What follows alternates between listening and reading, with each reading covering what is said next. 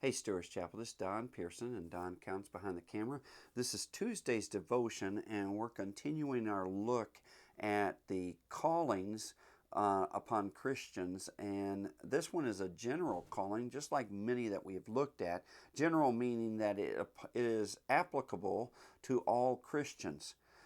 This one is the calling to stand for the weak. Sometimes it's actually to bend to the weak. I'm not going to deal with the Corinthians or the Romans one about bending to the weak. I really want to look at the emphasis more on standing for the weak. This is actually a common theme in Scripture. It's common in the Torah, the Pentateuch, the first 5 books of the Bible. It's found throughout the Bible in various places. I've chosen mostly, in fact, all of them are Old Testament passages.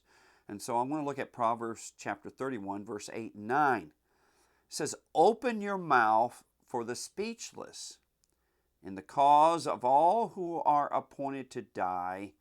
Open your mouth, judge righteously, and plead or take a stand for the cause of the poor and the needy." Pretty strong word there.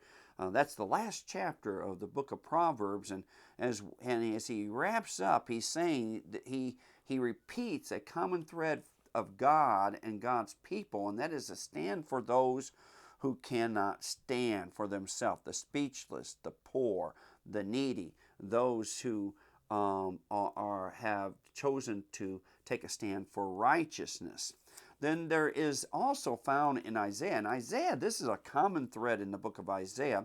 It's introduced in Isaiah chapter 1, verse 17, and then again in Isaiah 58, verse 6 and 7. So Isaiah chapter 1, verse 17, it says, "Learn to do good, seek justice, rebuke the oppressor, defend the fatherless, plead for the widow." Again, this calling to stand for the weak. In Isaiah 58, verse 6 and 7, we hear this: "Is this not the fast that I have chosen? To loose the bonds of wickedness, to undo the heavy burdens, to let the oppressed go free, and that you break every yoke?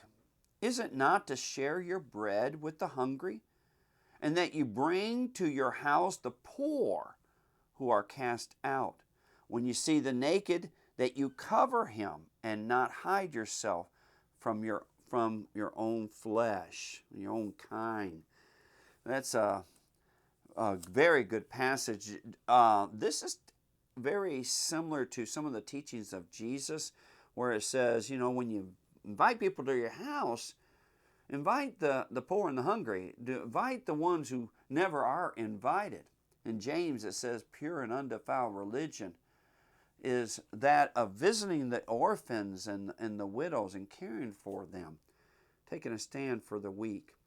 Perhaps one of the strongest passages in the Bible on the call of God's children to take a stand for the weak is found in Micah chapter 6, verse 8. I bet many of you can probably quote it.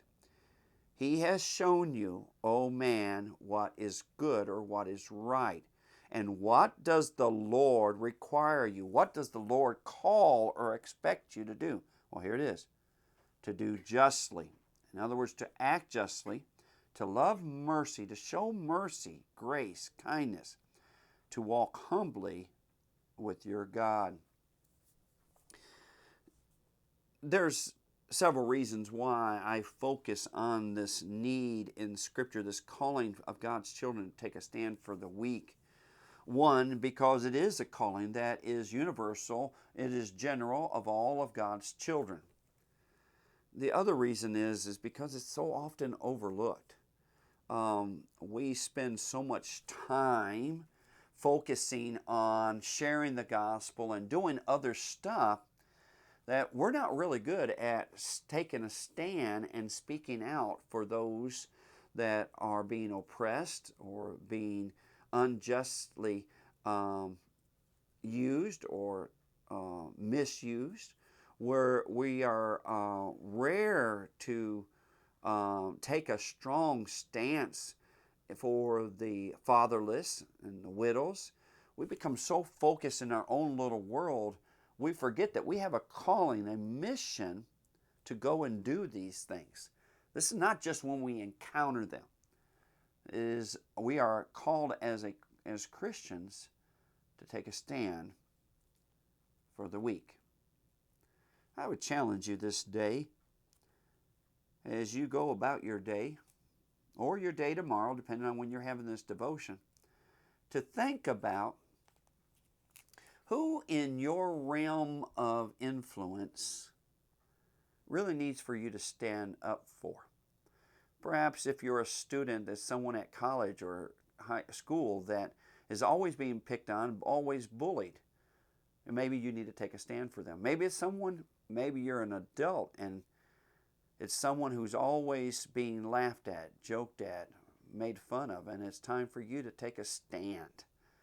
Yes, you will probably suffer for it, but that's what you're also called to do, aren't you?